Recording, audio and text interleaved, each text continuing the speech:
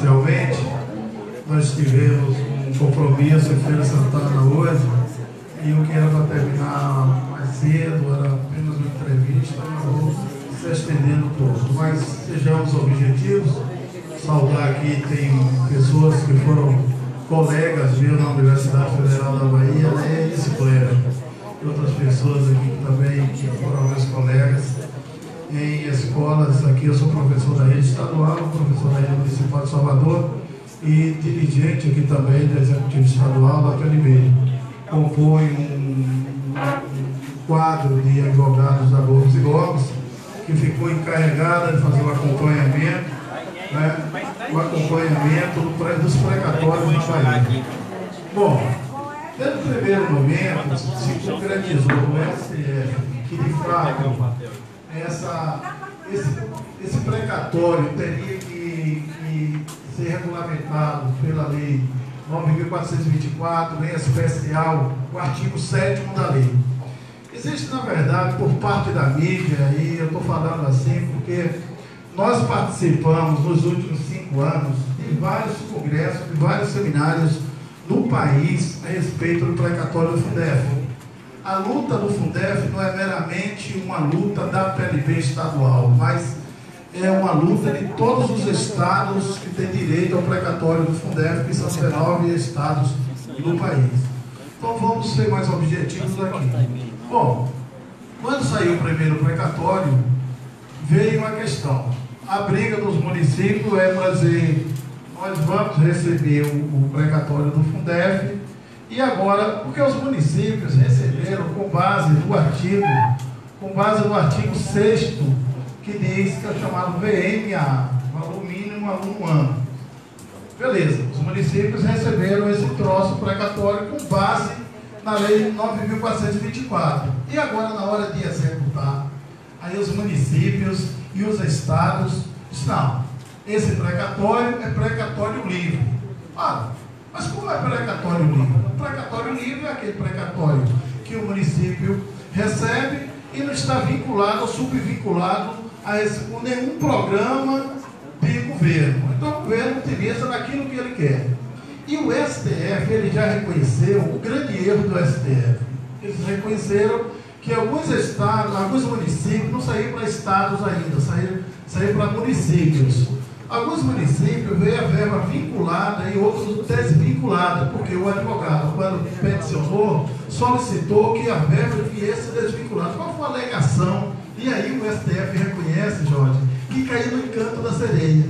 O advogado habilmente disse ao STF, ó, deixa eu te falar uma coisa, o município utilizou de recursos próprios para alcançar o chamado VMAA, o valor mínimo aluno ano, aquilo que está disposto no artigo 6º da 9.424. Só que o município dizia, eu utilizei recurso. Aí a pergunta, qual foi o recurso próprio mesmo que você utilizou? Nem estado nem municípios.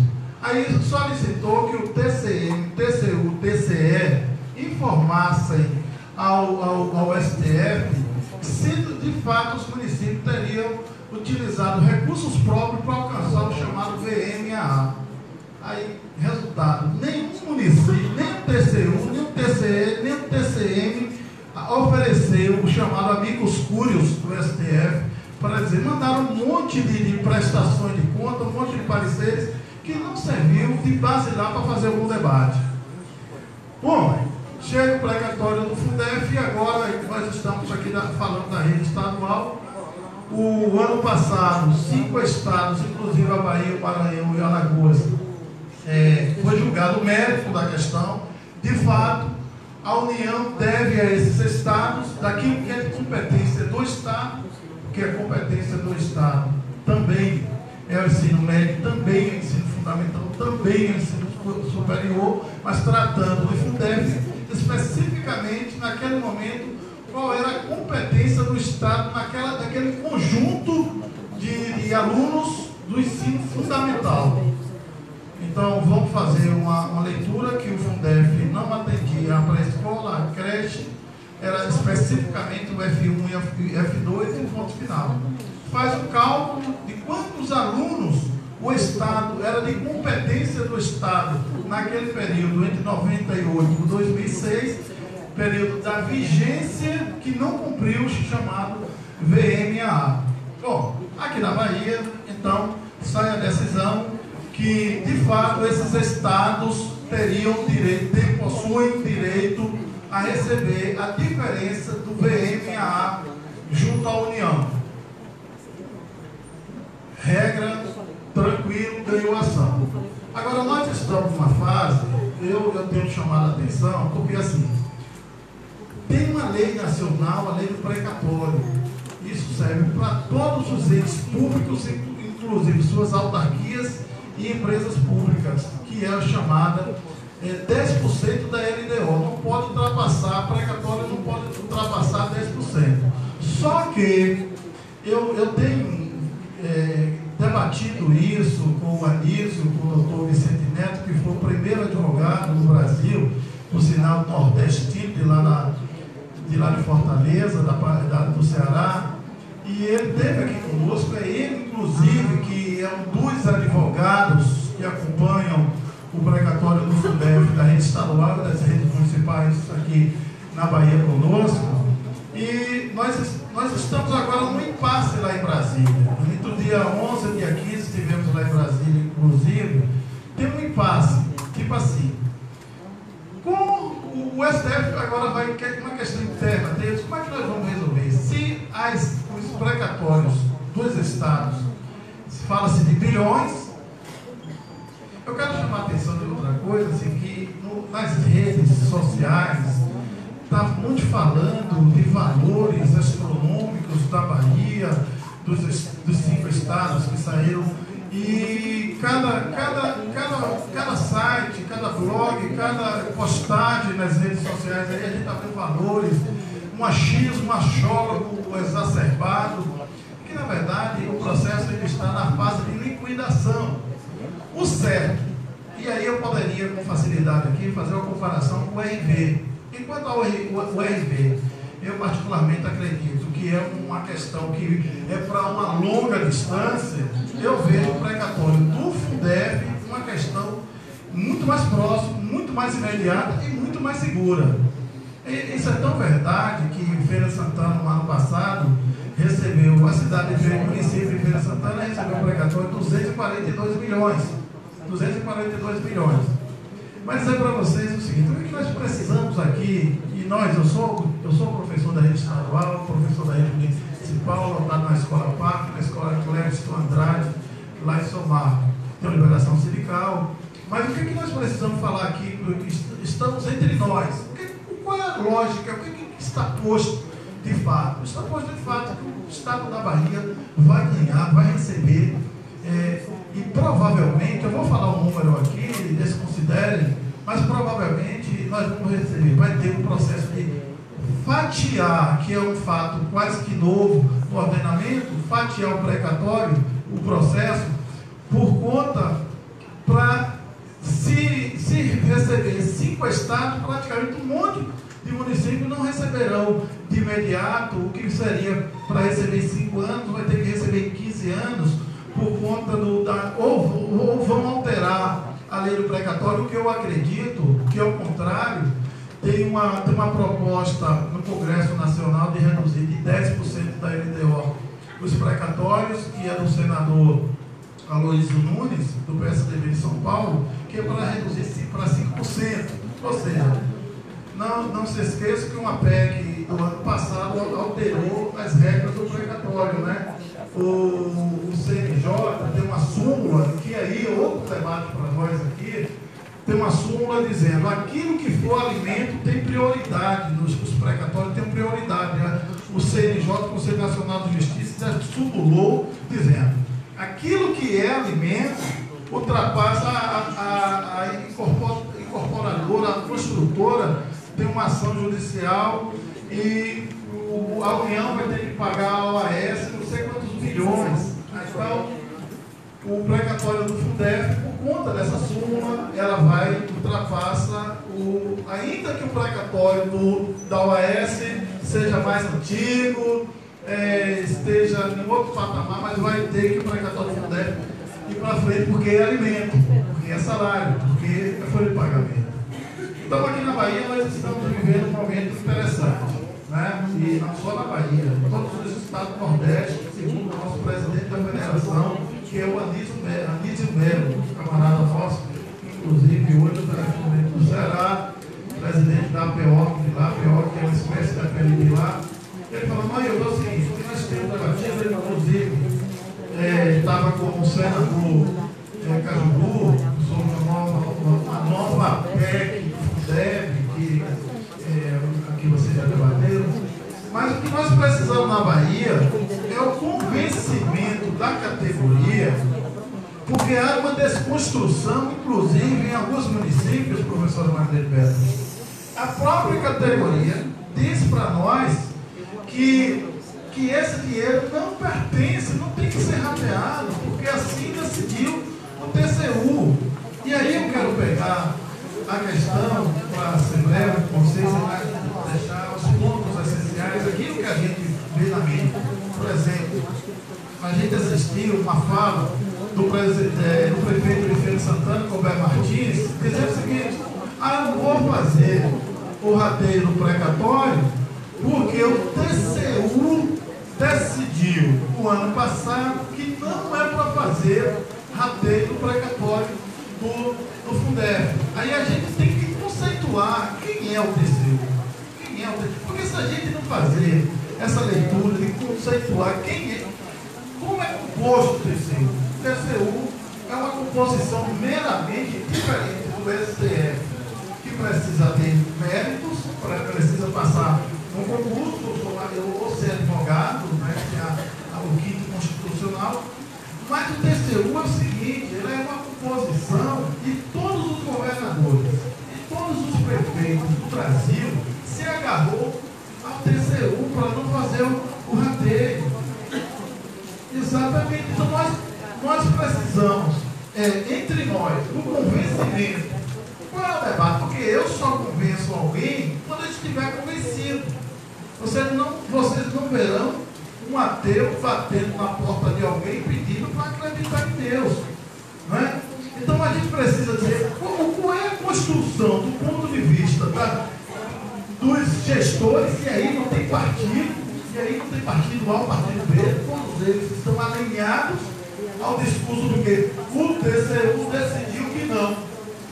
E aí nós temos a ousadia de fazer o que nós fizemos aqui na Bahia. E vou chamar a atenção: em 2016, o TCM da Bahia publicou uma resolução dizendo o seguinte: não é para fazer rateio nenhum, e nem falou que era para educação, os precatórios do Fundeb. A PLB Sindicato foi para cima, foi ela, a PLB Sindicato, e está sendo ela o elemento que está pautando o debate.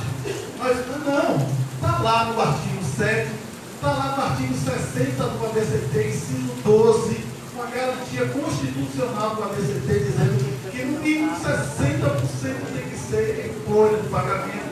E o TCM, o TCE e o TCU condenou estados e municípios a realizarem rateios, porque na aplicação do ano anterior do Fundeb, um exemplo aqui do Fundeb, o artigo 22 da 11.494, não alcançava 60%, então o município era obrigado para ter a conta aprovada, teria que fazer o rateio. O TCM lançou em 2017 mais uma resolução. E aí é preciso que vocês, eu estou falando de leis, de resoluções, porque nós estamos aqui falando de leis. Nós estamos falando de leis. E o debate é o debate político, sindical e jurídico.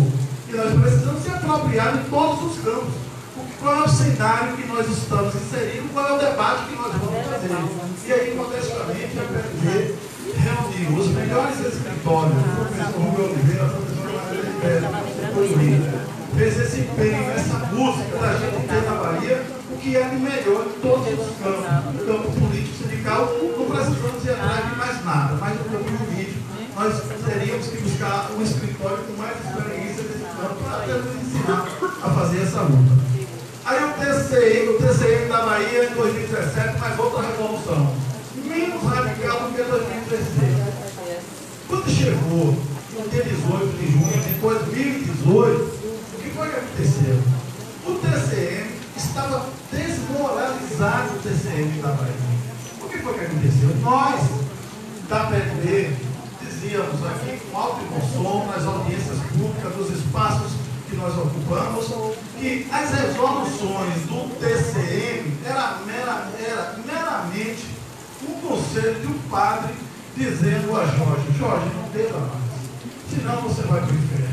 Sim, quem disse que Jorge vai para o inferno? Porque Jorge continuou bebendo, não considerou o conselho do padre. Então o TCM tem uma competência meramente consultiva e não deliberativa.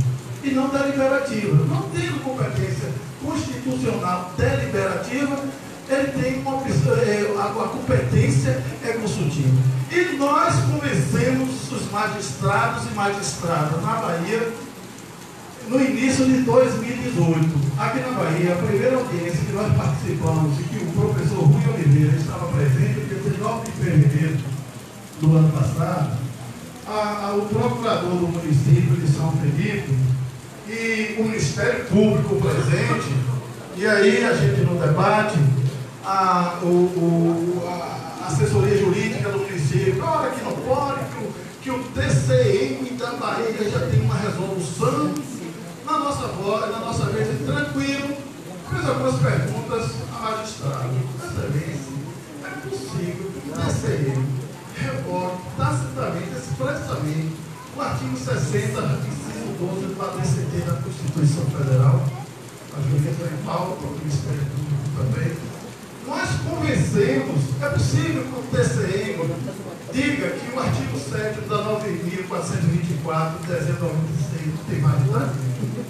É possível que o artigo 22 da 11.494 não tenha validade nenhuma.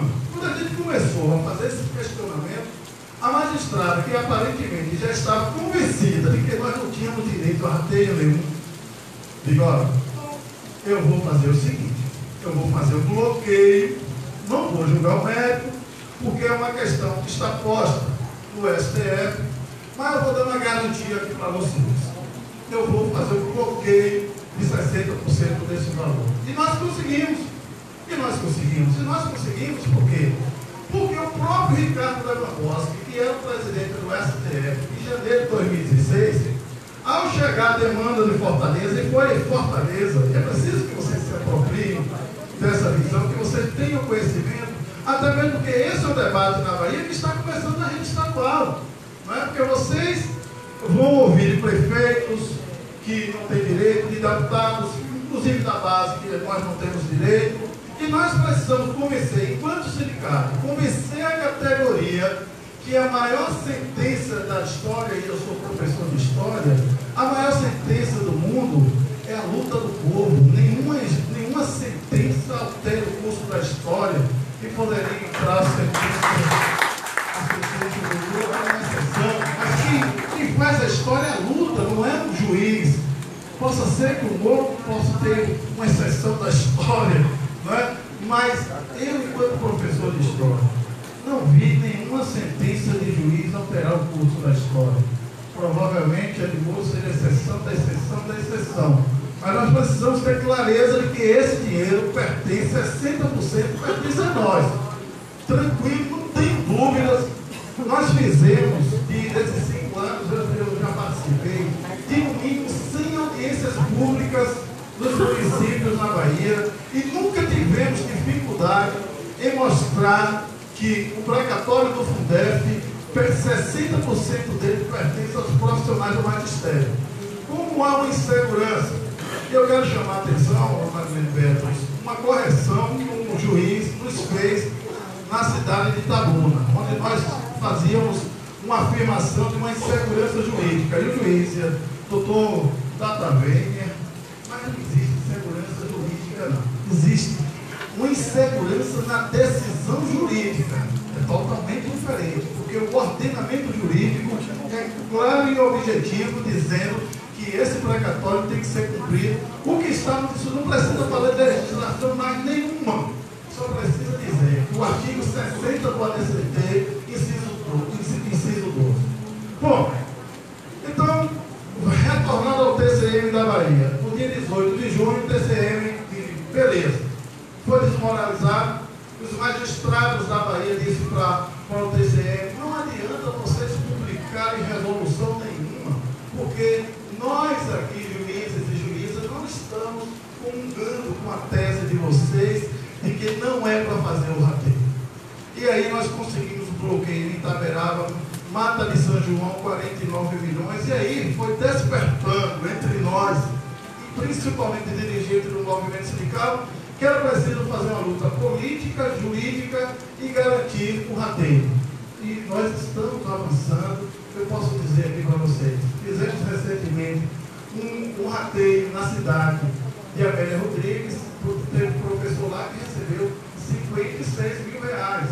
Qual foi o rateio? Foi juridicamente. Nós fizemos rateio em Baixa Grande, também não foi jurídica. Nós temos rateio na cidade de Cipó, nós temos rateio em Conde, nós temos rateio em Casa Grande, nós temos rateio em Itiúba, nós temos rateio em Pé de Serra. A PLB conseguiu alguns locais, não é referência, é um debate que vai exigir muita cautela, é um processo que requer calma, tranquilidade. Agora, tem uma luta, a luta é fazer com que 60% do precatório deve ser distribuído entre os trabalhadores em educação. E como é que nós vamos fazer isso de forma prática aqui? Se a gente ficar no divisionismo, porque aí é o seguinte, tem um monte de escritórios de advocacia, para não expor nu, um determinado município, um conjunto de advogados falou: não, todos os professores terão que pagar R$500 para que nós possamos garantir uma. E aí, o dinheiro, depois o cão, né, como diz minha mãe. E aí a turma toda, fila do escritório desse advogado, uma fila imensa, era de manhã, de tarde, de noite. E aí, no resultado, fecharam o escritório e foram embora. Levaram mais de R$100 mil dos nossos. Então, veja só, eu vou abrir o debate e dizer assim, de forma prática, objetiva, sincera com vocês. E aqui a PLB está fazendo agora os seus 67 anos de existência, 67 anos de luta e defesa dos trabalhadores da educação e da educação de qualidade. A gente precisa sair daqui com multiplicadores. Eu preciso dizer, fazer esse debate lá na escola, dizendo que esse governo ruim não tem compromisso com os trabalhadores da educação, e ele já falou isso. E nós precisamos ter clareza que, independente de qualquer coisa, Rui Costa, que nós vamos ter que fazer uma campanha estadual. E aí o professor Jorge Oliveira, que está aqui, também é jornalista, que vai nos ajudar muito nessa coisa aí, a turma da comunicação, Jorge Carneiro, a turma da comunicação, o setor de comunicação aqui da PLB, vocês, enquanto trabalhadores da educação, porque, olha para cá, nos locais que nós conseguimos convencer, foi porque uma categoria foi para cima e fez a sentença. Agora, se vocês terceirizarem a luta, aí a gente vai perder. Como é que terceiriza o troço do diabo dessa luta? Deixa a PLB resolver esse troço lá, eu só quero o meu dinheiro. Aí ninguém recebe. Sentimento de pertencimento da luta. Sentimento para fazer as críticas necessárias. Erramos. E quem disse que nós aqui, como dirigentes da PLB, não erramos? Erramos muito, mas acertamos também muito. Então vamos fazer essa construção coletiva, dialógica, como nos ensinou o nosso glorioso Paulo Freire. Fazer um debate nesse tom. O governo sinalizou em uma reunião com a PLB, o governo Rui Costa sinalizou que assim que chegar o precatório, vai botar uma comissão estratégica para discutir a viabilidade, uma possibilidade, é o quê? Uma expectativa de direito e não é concedendo o direito. Então eu preciso fazer com que a categoria acredite na possibilidade da nossa unidade ser a sentença daquilo que nós desejamos. E aí a gente precisa sintonizar no nosso debate, não temos dificuldade nenhuma de ir para essas unidades escolares, convencer os colegas. Outro debate que vai ser posto agora. E aposentados entram nesse rateio? Entram. E a turma que chegou recentemente entra proporcionalmente. Por quê, gente? Olha, se vocês quiserem, a turma aí mais antiga na rede, dizer o seguinte, não, só quem tem direito, segundo o entendimento jurídico, são aqueles servidores, trabalhadores profissionais do magistério que estavam no magistério entre 98 e 2006. A gente vai deixar uma minoria brigar pela minoria. É tudo que o governo quer, que a categoria fez questão de dizer, é só daquela turma. É só daquela turma, porque, ó, vem comigo, esqueçam a possibilidade de uma decisão jurídica favorável a nós. Por quê?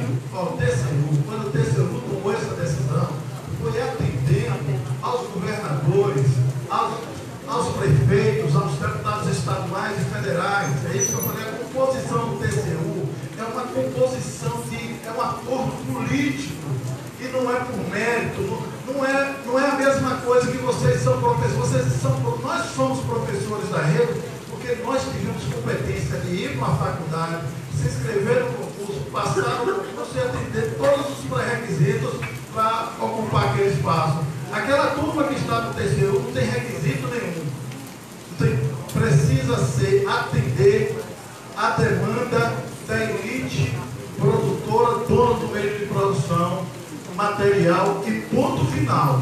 Não quer ouvir mais ninguém. Nós somos diferentes. O TCM da Bahia, e aí serve para a questão do Estado, o prefeito da CM Neto, e assim a CM Neto e Rui Costa, nós vamos voltar na mesma cadeira, no mesmo nível. Porque não tem que considerar mais ou menos não. É o seguinte, o TCM, no dia 18 de junho de 2018, desmoralizado, como eu falei para vocês, que os juízes e juízas na Bahia dizem, olha, não adianta TCM você ter uma posição, porque o nosso ponto de vista é jurídico e o de vocês é político. Quando fez isso, o TCM diz, olha, tudo bem. Se vocês querem fazer rateio precatório do Fundef, façam. Tudo bem. Agora faça o seguinte, envie uma lei para a Câmara dos Vereadores e aprove na Câmara dos Vereadores uma regulamentação. E aqui eu estou vendo uma turma lá da minha PLB de Veracruz. Sentamos lá com a PLB e o prefeito Vinícius, ele também que é advogado, também que foi procurador de vários municípios lá da região. Ele falou, eu não estou convencido ainda não, mas se vocês me entregarem o documento para me convencer, eu vou fazer o rateio. Nós entregamos o documento ao prefeito, o prefeito leu o documento e entendeu, é de fato, vai receber 44 milhões lá. Daquele valor, 60% vai ser rateado entre os professores. Aqui em Salvador, o debate também é esse. Nós vamos, e aí nós vamos precisar, professor Alberto, fazer uma audiência da PLB na Câmara dos Vereadores, até mesmo porque quem não está com a verdade tem medo do debate. Quem está com a verdade não tem medo do debate. Então a PLB precisa reservar um espaço no Poder Legislativo de Salvador, reafirmar sua posição de representante da categoria e, como sempre feito, fazer a defesa de que precatório do Fundef necessariamente, por força constitucional, está lá no ADCT, artigo 60, inciso 12, que nós precisamos fazer o rateio. Tem alguns municípios que estão com uma relação muito mais complicada, porque assim, saiu uma decisão do TJ para não fazer o bloqueio, mas ninguém julgou o mérito. Ninguém julgou o mérito. Tem uma vantagem aqui na Bahia. O Rui Costa sinalizou que nós vamos citar. Já o governo do ACM Neto disse que não senta para tratar dessa questão. Ou seja, a gente vai ter que utilizar instrumento muito mais energético, né, como diz meu pai, para a gente fazer esse enfrentamento com o governo, porque senão a gente vai sair, possa ser que a gente ganhe um setor e perca em outro. E para a PLB, isso não é interessante. O interessante é que nós possamos fazer o debate, tá, igual, mas que possamos ter uma garantia. O TCM aí para Salvador Salvador não precisa de ação judicial nenhuma, viu, Beto? O que nós precisamos é convencer o jurídico da prefeitura, isso aí, porque quem vai julgar a prestação de conta do município de Salvador é o TCM. E o TCM, na sua nota técnica número 4, de 18 de junho de 2016, já disse como é que os municípios precisam fazer. Para concluir, dizer a vocês que nós temos avançado a fazer uma audiência pública, isso inclusive com o jurídico do TCM, que publicou e assinou a nota técnica número 4, dizendo como é que devem seguir os caminhos, quais são os caminhos a serem seguidos para fazer o precatório, fazer o rateio. Exatamente. Então nós precisamos de uma mobilização, de um conhecimento. E aí, turma, olha para mim. Não caia no encanto da sereia que alguém vai resolver isso politicamente, porque não vai. O governo do Estado, a gente precisa tensionar. Agora precisa ser uma questão coletiva. Em cada espaço que nós ocupamos, reafirmarmos a nossa posição e posicionamento. Claro, o objetivo da nossa entidade sindical. Eu vou ficar por aqui, abrir para o debate, aquilo que eu puder responder.